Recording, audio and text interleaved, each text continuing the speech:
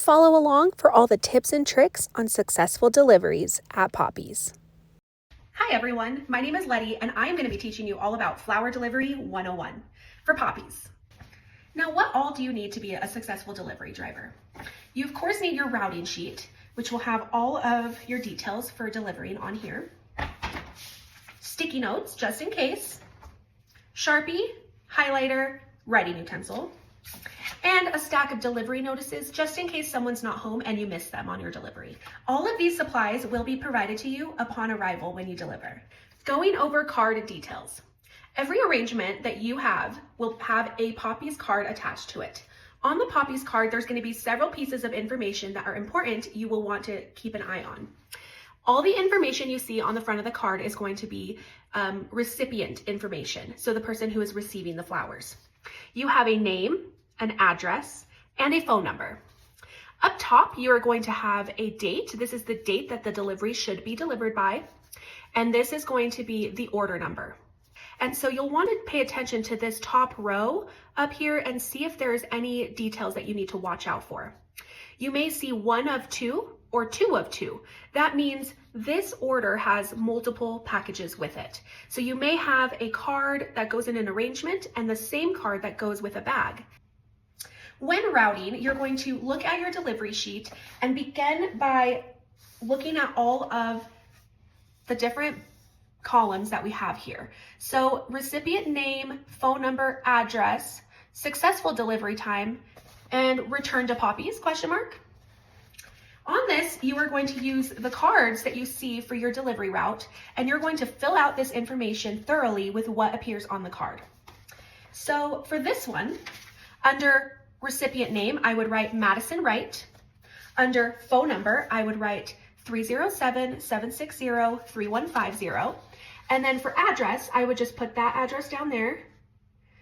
And I would continue that process down the entire line. No matter how many deliveries you have, you just keep going. And there will be a second sheet so you can keep going. So with your route, once you have all of your names and everything filled out, that's when you're going to go into your map app and route according to what is going to be the most efficient, fastest, and thorough route to your ability. You will mark those here, so whatever will be your first stop will be labeled number 1, your second stop will be labeled number 2, and so forth. So you might have different numbers here kind of going down, whatever's going to help you best route. Once you complete a successful delivery, you're going to write the time right here that you completed that delivery. That is just in case a customer calls and asks, did my flowers get delivered? What time did they get delivered? Because sometimes recipients don't always message the person that sent them and say thank you or let them know they got them. So, which is okay, but we just need to follow our protocol and make sure that we are putting a timestamp here on what time you dropped off that delivery. Now, if you have something that was undeliverable, the person is not home or you're not able to reach them via phone, you're going to bring it back to Poppy's. And you're going to leave a delivery notice tag on their door. When you're filling out this delivery notice, this is where the Sharpie comes into play. So you're going to put the date that you tried delivering and the time you attempted it. Underneath, you're going to write this phone number, which I will have posted right here. And that number is our cell phone here at Poppy's. During heavy delivery times, we have a heavy call volume coming through our normal phone. So our cell phone is going to be the best option for them to reach us the fastest. Once they give us a call back, then we will add them to another delivery route and get their flowers to them. If you decide to call the recipient and let them know you're outside their door, or for other reasons, like you can leave it inside of a porch or a covered area that they have at their house, then they call you back later and they want you to redeliver to a different address, don't fret, just put that address towards the end of your route or when it fits into your route. So make sure not to break your existing route to accommodate a missed delivery. Now, what do you do with a return when it comes back? So it's gonna go back in your van and you're gonna bring it back to Poppy's.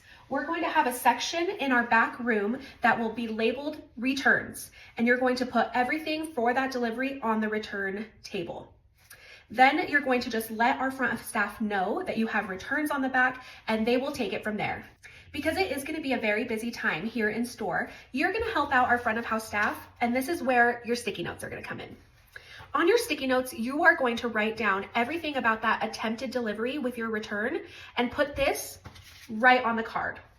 So let's say that you have a delivery that was returned and it was attempted at 12:45 p.m.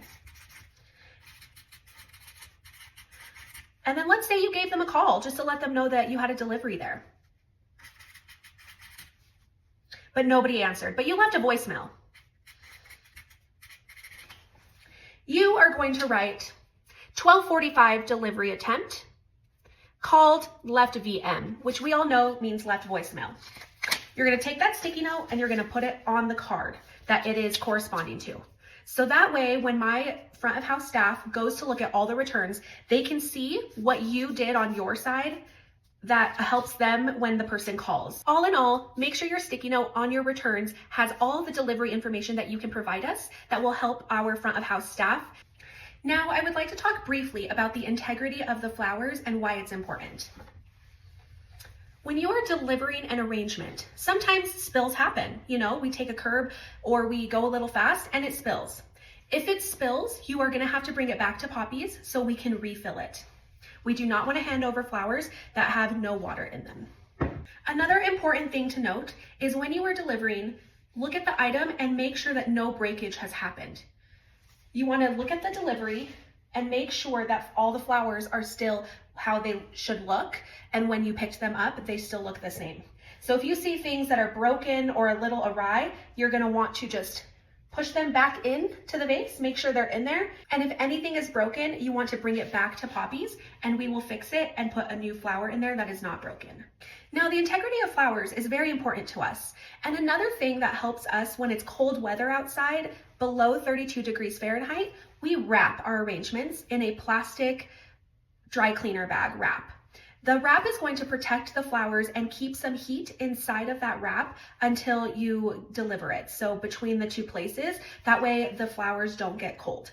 Once the flowers get below that 32 degrees, that's when they freeze and can get mushy. When you're delivering flowers to a dorm, an office building, or an apartment complex where you are leaving them at the front desk, you want to make sure that you take off that wrap and unwrap it so that the humidity doesn't get built up in there and is also harmful to the flowers. So once you are inside a solid place that is like an apartment complex where it might stay at an office front desk for a while, or if you're at a business, go ahead and unwrap that, take it off, and hand it over where it looks like it's ready to be looked at. You want to make sure the card is facing the customer. You want to make sure the flowers are front first and the wrap is off, so you're ready to present it to the person.